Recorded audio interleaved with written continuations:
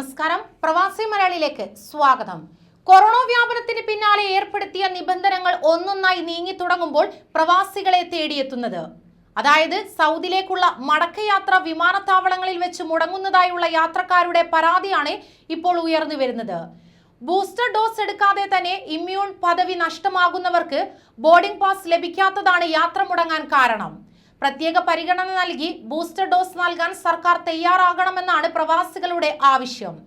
സൗദിയിലേക്കുള്ള മടക്കയാത്രയിൽ വിമാനത്താവളങ്ങളിൽ വെച്ച് മടങ്ങിപ്പോകേണ്ടി വരുന്നതായി നിരവധി യാത്രക്കാരാണ് ഇപ്പോൾ പരാതി പറയുന്നത്. സൗദിയിൽ ഫെബ്രുവരി മുതൽ ബൂസ്റ്റർ ഡോസ് നിർബന്ധമായതോടെയാണ് പുതിയ പ്രതിസന്ധി രൂപപ്പെട്ടിരിക്കുന്നത്. രണ്ടാമത്തെ ഡോസ് വാക്സിൻ സ്വീകരിച്ച് 8 മാസം പിന്നിട്ടാൽ തവക്കൽന ആപ്പിലെ ഇമ്മ്യൂൺ പദവി നഷ്ടമാകുന്നതാണ് പുതിയ പ്രതിസന്ധിക്ക് കാരണമായി പറയുന്നത്. ഇങ്ങനെ ഇമ്മ്യൂൺ പദവി നഷ്ടമാകുന്നവർക്ക് വിമാന കമ്പനികൾ ബോർഡിംഗ് പാസ് അനുവദിക്കാത്തതിനാൽ യാത്ര മുടങ്ങുന്നതായി നിരവധി യാത്രക്കാർ പരാതിപ്പെടുകയും ചെയ്തിട്ടുണ്ട്. അതേസമയം സൗദി അംഗീകരിച്ച കോവിഷീൽഡ് ബൂസ്റ്റർ ഡോസായി നാട്ടിൽ വെച്ച് സ്വീകരിച്ചാൽ ഈ പ്രതിസന്ധി മറികടക്കാൻ സാധിക്കും. എന്നാൽ നിലവിൽ 2 ഡോസ് സ്വീകരിച്ച് 9 മാസം പിന്നിട്ട 60 വയസ്സ് പൂർത്തിയായവർക്ക് മാത്രമേ നാട്ടിൽ നിന്ന് ബൂസ്റ്റർ ഡോസ് വിതരണം ചെയ്യുന്നുള്ളൂ.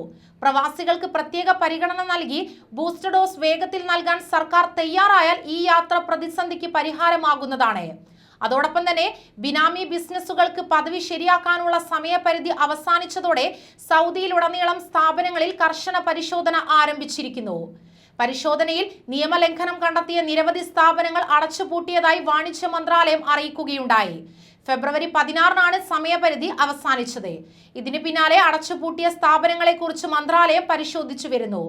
പ്രത്യേക സംഘങ്ങളായാണ് പരിശോധന നടത്തുന്നത്. Riyadh, Al Qassim, Baljurashi, Medina, Jeddah, Sharurah, Al Kharj, Turaif, Tabuk, Qatif, Unaizah തുടങ്ങിയ സ്ഥലങ്ങളിൽ നിയമലംഘനം കണ്ടെത്തിയ നിരവധി സ്ഥാപനങ്ങൾ അടച്ചുപൂട്ടിയിട്ടുണ്ട്.